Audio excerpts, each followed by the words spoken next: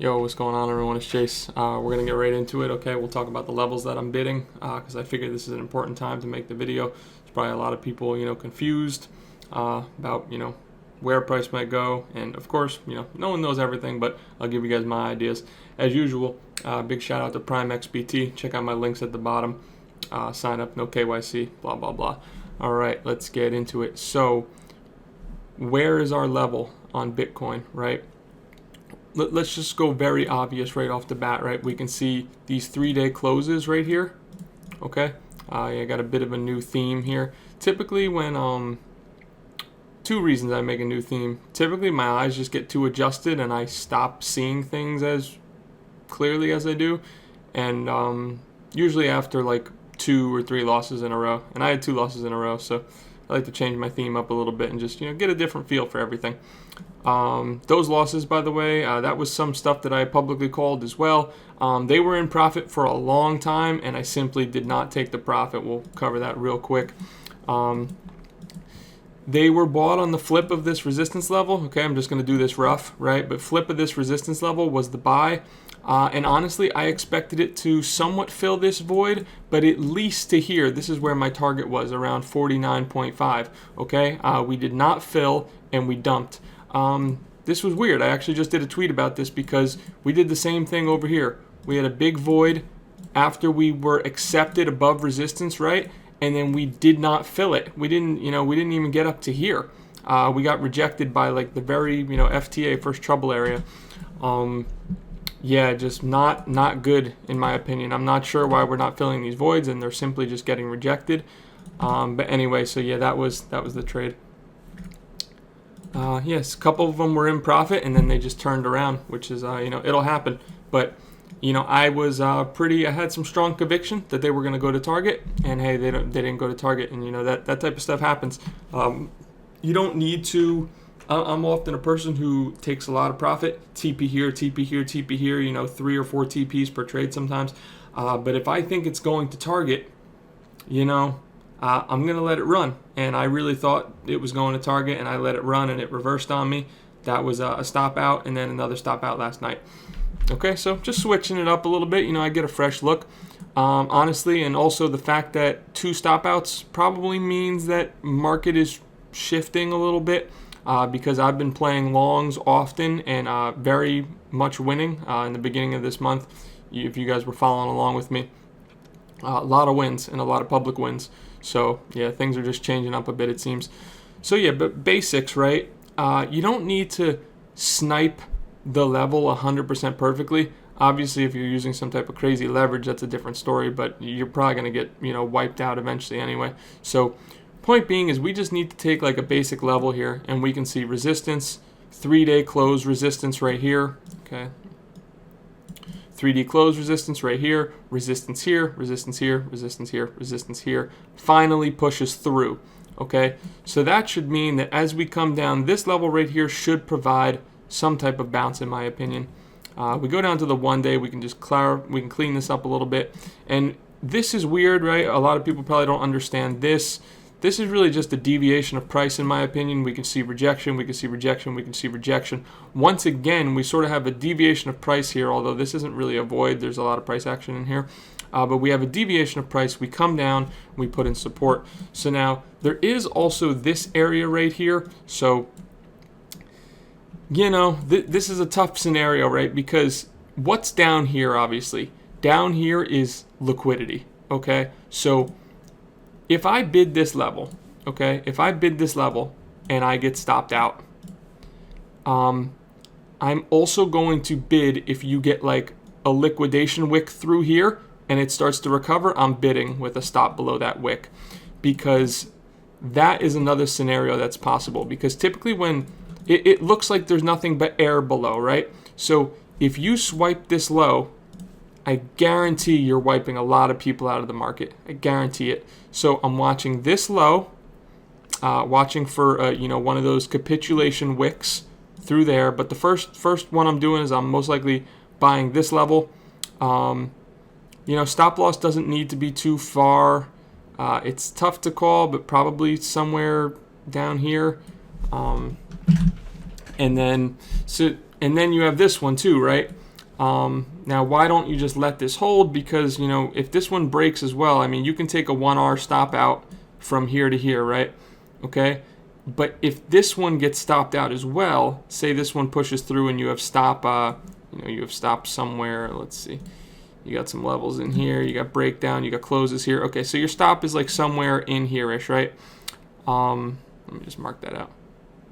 So your stop is somewhere in here, and then this one gets stopped out as well. Well, now this trade has turned into like a 2R stop out, and you lose another R here. So now you're down like 3R, 4R, depending on how much you're risking.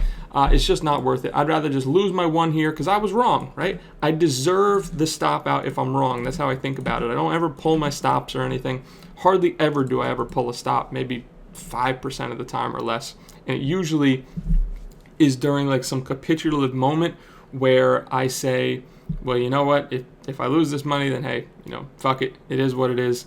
But I can do that because it's not my whole portfolio. It's a very small amount of my portfolio. It doesn't really make a difference to me. I'm thinking, you know what, if this stops out too, this whole thing is fucked and it doesn't even fucking matter. So, you know, like I'm saying, basically the market is going to shit. Those are the only times that I would ever pull my stop, where I'm like, man, if this doesn't hold, market is fucked. That's the only time I ever pull. But that's for something that a more experienced person should do. If you're new to the game and you do something like that and you don't know exactly how much, you know, leverage you're on or how much margin you have left or something like that, very quickly can you lose your whole portfolio or whatever you're doing. So make sure you know your risk management and all that stuff. So anyway, bidding, I think the level is, the level is right here, right? This whole block. So right around 41K, start my bids, right? Also watching this low, maybe even this low, but watching this area, right? Okay, so we watch this area in here, see what happens in there, and that's Bitcoin, okay? As far as upside goes, I mean, eventually I want to see this get filled, at least to here. So there should be some type of a bounce in here, and I want to be targeting, you know, around 50K-ish, see how we respond to this level again.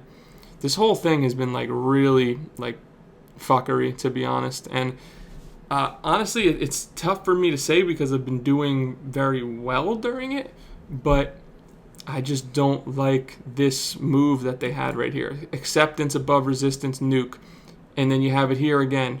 Acceptance above resistance, nuke. It's just like these just seem like they're bull traps over and over and over again. So I'm not sure exactly where the market's heading. I just know that I got some levels that are coming up that are looking good for bids, and it's really that simple. Okay, let's move on to ETH.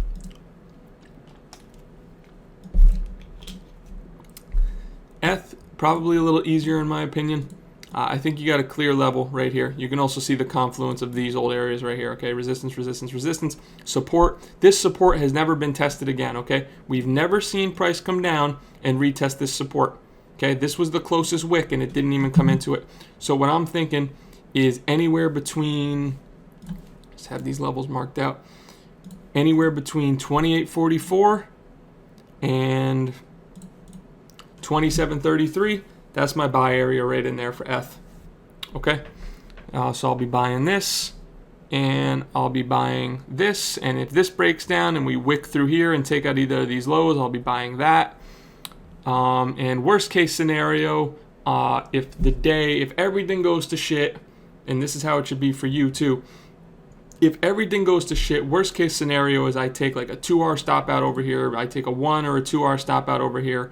Down 4R on the day, you know, typically for a month, you know, that can put a little damper on the month, but it can be easily turned around. It's not a huge deal. Typically, you're aiming for 2 to 3 risk rewards on winning trades anyway. So don't let it break the bank, right?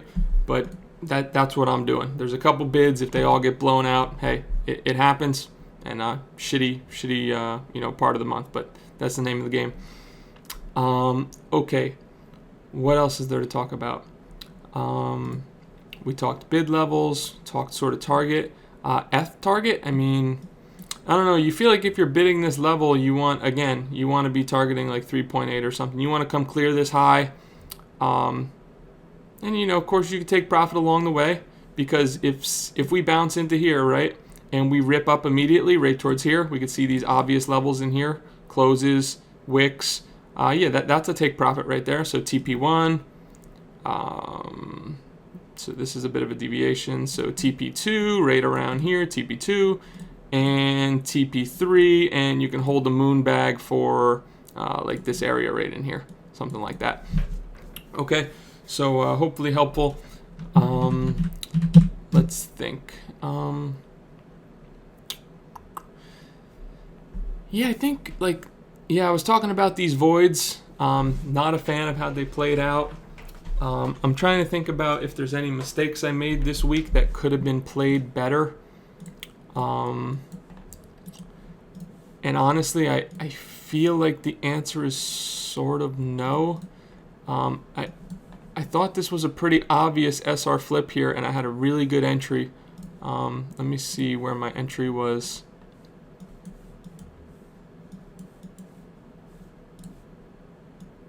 I think I had entry, I want to say like right around here-ish, like the top of this wick was sort of my entry. I think I entered here, I was fine, didn't get stopped out here, went to here. Might have been a little bit higher, I'm not sure completely, but I mean, I don't even see much here. Like this looks just like it's gonna push at least to here, at least to 49.6. So I think the moral of the story is there's just some things, and this sort of doesn't look that great here. Looks like we're getting acceptance near the lows at the moment. I mean, we are wicking it, but it's sort of acceptance. Yeah, we'll have to see. But yeah, I'm not sure what else there is to do here.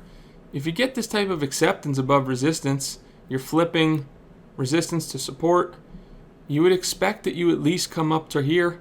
I mean, I wasn't even looking for, the full void clear, 50.8 or 50.5. All I was looking for was 49.6, and we couldn't even get that.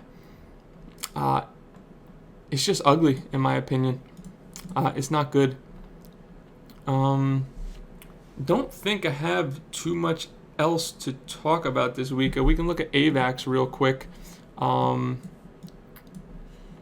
If you know my tweet on AVAX,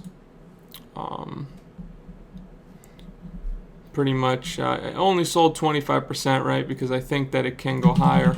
But if you check out this tweet and you check out AVAX, you can see that we currently took profit at the top right here. So that's nice. That feels good for the week, trim 25% of exposure there.